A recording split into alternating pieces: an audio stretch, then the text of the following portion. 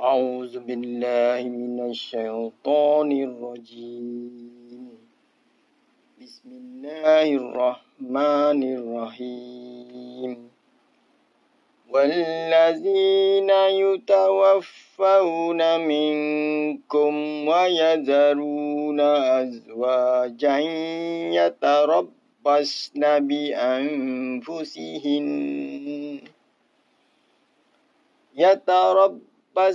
بأنفسهن 4 أشهر وعشرا، فإذا بلغن أجلهن فلا جناح عليكم فيما فعلن في أنفسهن بالمعروف،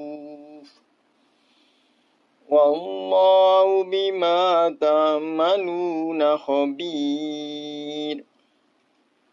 ولا جناح عليكم فيما عرضتم به من خطبة النساء أو أكننتم في أنفسكم، علم الله أنكم ستذكرونهن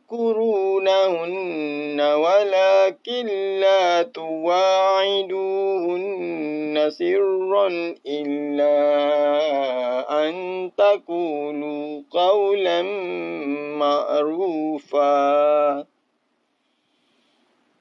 ولا تعزموا عقدة النكاح حتى يبلغ الكتاب أجله، واعلموا أن الله يعلم ما في أنفسكم فاحذروه، واعلموا أن الله غفور حليم.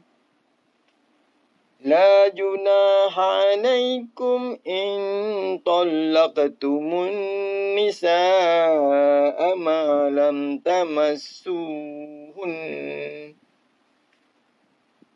لم تمسوهن أو تفرضوا لهن فريضة، ومتعوهن على الموسع قدره وعلى المقتر قدره متاعا بالمعروف، حقا على المحسنين. وإن طلقتموهن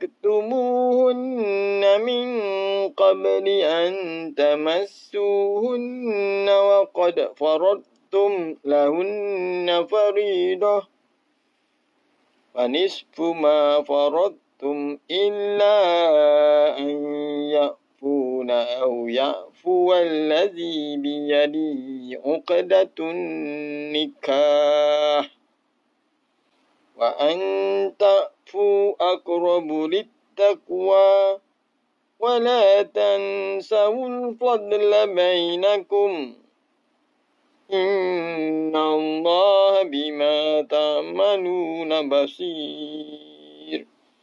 صدق الله العظيم.